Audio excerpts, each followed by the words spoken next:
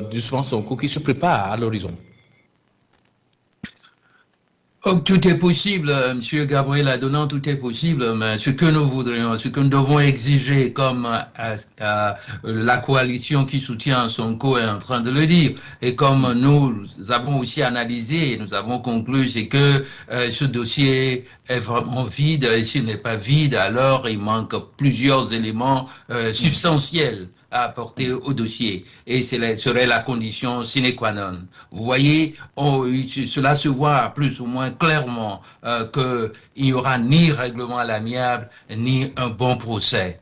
Alors, il faut dire aux juges, aux magistrats, et les avocats et tout le monde, tous ceux qui s'occupent, qui sont des fonctionnaires de la justice sénégalaise, s'ils ne veulent pas entacher le Sénégal davantage de saleté indélébile, ils doivent dire le droit et rien que le droit à partir de maintenant. C'est-à-dire qu'il faut jeter ce dossier par la fenêtre. Il faut le jeter par la fenêtre parce que le peuple n'a pas élu Macky Sall pour un second mandat et dernier mandat pour, n'est-ce pas, traîner les citoyens dans la boue, pour matraquer ou traquer, mettre tout en œuvre pour que les meilleurs éléments de la jeunesse sénégalaise ne puissent pas aller à la magistrature suprême. Ce n'est pas normal. Mais professeur, est-ce qu'on peut dire que c'est Macky Sall qui essaie de pourchasser les Sénégalais? Non, puisque aujourd'hui Macky Sall, il est présent, il est toujours dans son exercice présentiel. Mais les magistrats sont là aussi de jouer aussi leur rôle. Oui, s'ils jouaient bien leur rôle. Et je vais vous rappeler ce que Pierre Corneille a écrit dans Horace. Albe vous a nommé « Je ne vous connais plus ». Dans le cas d'espèce, les juges devaient dire « Macky Sall, tu as été élu, tu nous as nommé, mais nous ne te connaissons plus. Ce que nous connaissons, c'est le droit. Nous le dirons et en toute franchise parce que nous en avons prêté un serment que nous ne saurions violer. Parce que, comme toi, nous sommes aussi au service, non seulement de la justice, mais après et avant tout, au service du peuple. Tout à fait. D'accord. Vous gardez toujours le contact avec nous puisque le débat est toujours tendu. Les Sénégalais sont en train d'écrire. Je voudrais ajouter un point à ce que le professeur Balobi a dit. Oui. Oui, il faudrait dire que les Sénégalais, il y a 2 décennies de cela, pour ne pas dire il y a 10 ans de cela, depuis 2012, ils n'ont plus confiance à cette justice du Sénégal. Tout simplement parce qu'en faisant la rétrospective de l'histoire de Dame Justice depuis 2012 jusqu'en 2023, on a vu une justice, bien sûr qu'il y a quand même des magistrats qui disent la loi au nom du peuple du Sénégal. Il y a des juges qui disent la loi au nom du Sénégal, mais alors il y a d'autres vraiment qui sont auprès et qui écoutent la voix du pouvoir. Les Sénégalais disent à 99% qu'ils n'ont pas confiance à cette justice. Et ce qui cela se passe dans un pays, c'est très dangereux. Ça veut dire que tout le monde est menacé et que toute justice qui sera rendue, vous pouvez quand même permettre aux Sénégalais d'avoir le droit de se méfier parce que l'expérience leur fait apprendre que les 99% des dossiers qui concernent les opposants finissent toujours par être condamnés pour les empêcher d'assister aux élections soit législatives, soit présidentielle. Mais ce qu'il faut dire dans cela, Gabriel, c'est que si vous regardez la convention qui a été envoyée en France, la France a écrit un document qui a été cité par Déthié Fall qui dit qu'il faudrait que l'État du Sénégal leur donne des documents clairs sur ce qu'ils entendent, la persécution de l'opposition et de les traiter de terrorisme. Et deuxièmement, de leur dire que les personnes qui ont été tuées, il faut qu'une enquête transparente et internationale soit menée pour élucider la lanterne de l'international et du Sénégal. Donc, il y a quand même quelque part où il y a l'intervention internationale qui demande des comptes, n'est-ce pas, à ce gouvernement de Macky Sall en ce qui concerne tous ces dossiers-là qui brûlent dans le pays. Donc, Déthié Fall avait promis qu'il va publier ce document-là, encore qui vient de l'Assemblée nationale de la France. D'accord. Merci. Et, alors, parce que Pierre Balo aussi, ouais, vous avez aussi, de l'autre côté, vous avez aussi lu la manière dont les choses se sont passées. Alors, si aujourd'hui, Ousmane Sonko ne comparaît pas par devant le juge criminel, est-ce que ça ne va pas lui porter d'autres préjudices? Oui, bon, ce qui se passe au Sénégal, c'est que moi, je n'arrive pas à comprendre ces magistrats. Il y a un problème qui est posé et chacun de son côté devrait amener ses preuves. Maintenant, d'un camp, il n'y a pas de preuves, mais on poursuit l'autre côté qui a donné sa version des faits. Moi, je n'arrive pas à comprendre.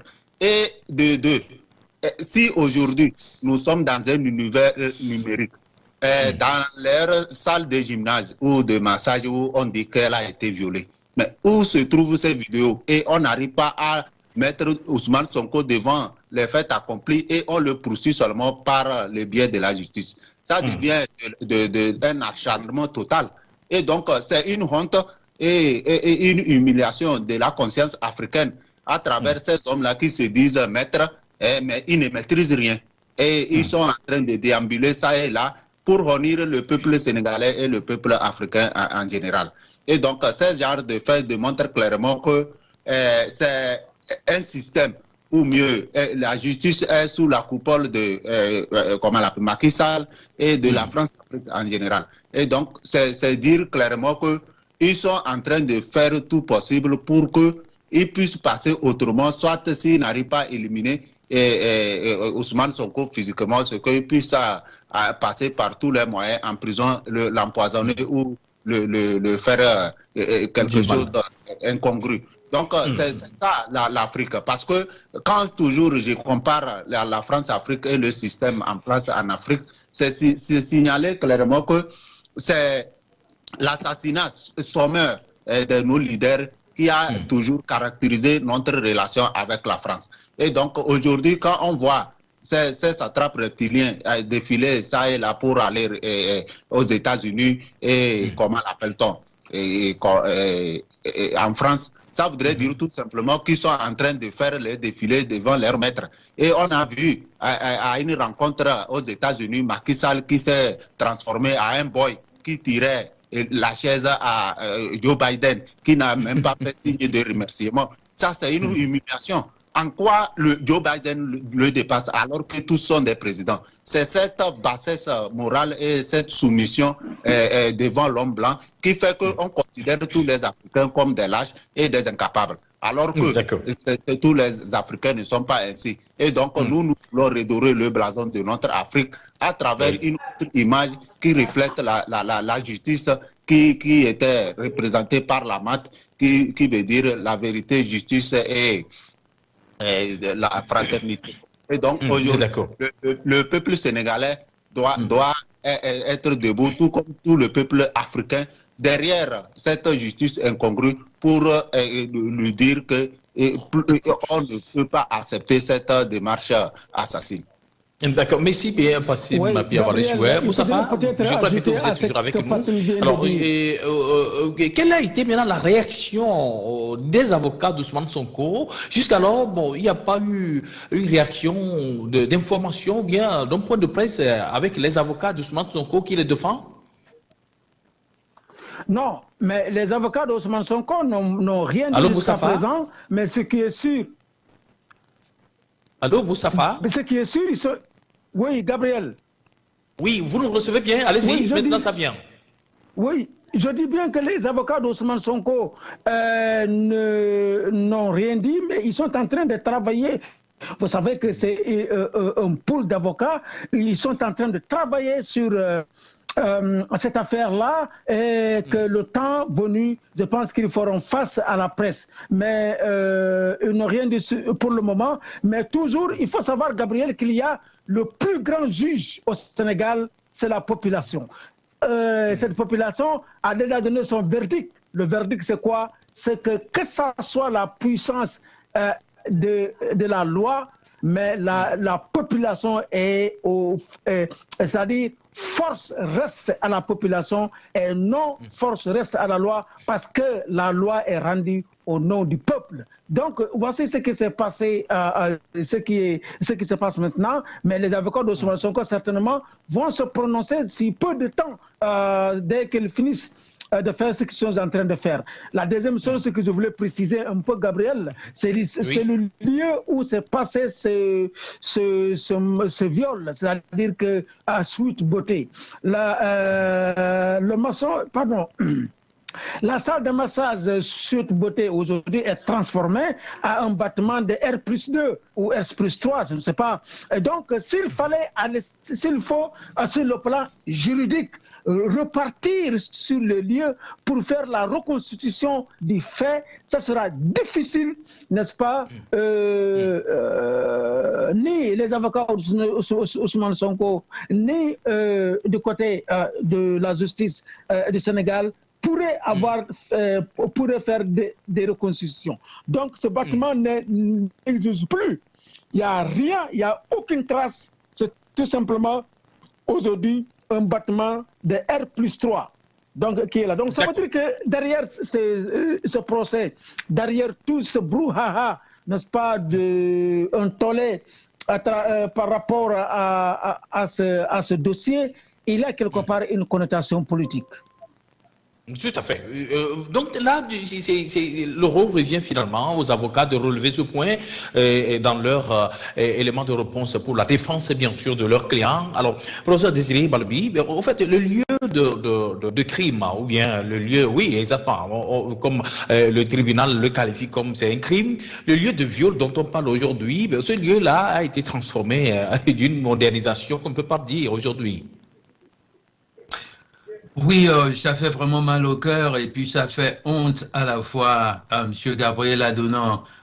N'oubliez pas qu'il s'agit de viols répétés. Viols répétés sans témoin, viols répétés sans, n'est-ce pas, un témoignage dans ce dossier de la patronne ou de la propriétaire de ce salon, sans verser dans le dossier les déclarations, des dépositions de celles qui travaillaient avec Adji Sarr.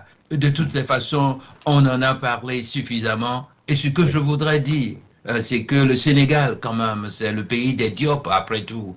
C'est le pays de Birago Diop, c'est le pays de Cheikh Anta Diop, c'est le pays de David Diop, et j'en oublie. Mais quand on a négligé tous les écrits, il faut quand même prendre au sérieux Cheikh Anta Diop. Il faut aussi prendre au sérieux, ou tout au moins relire Coup de pilon et le renégat. Est-ce que le Sénégal devient un pays de renégats politiciens? Et c'est cela qu'il faut éviter à tout prix. Et c'est pour cela que la jeunesse se bat pour rompre définitivement avec ce passé, avec cette infamie que les David Diop, les Cheikh Anta Diop, les Birago Diop ont énoncé. Nous travaillons dans leurs pas, nous sommes dans leurs bottes et la jeunesse, nous l'encourageons à aller dans ce sens. Tout à fait. Merci, professeur Désiré Balbi.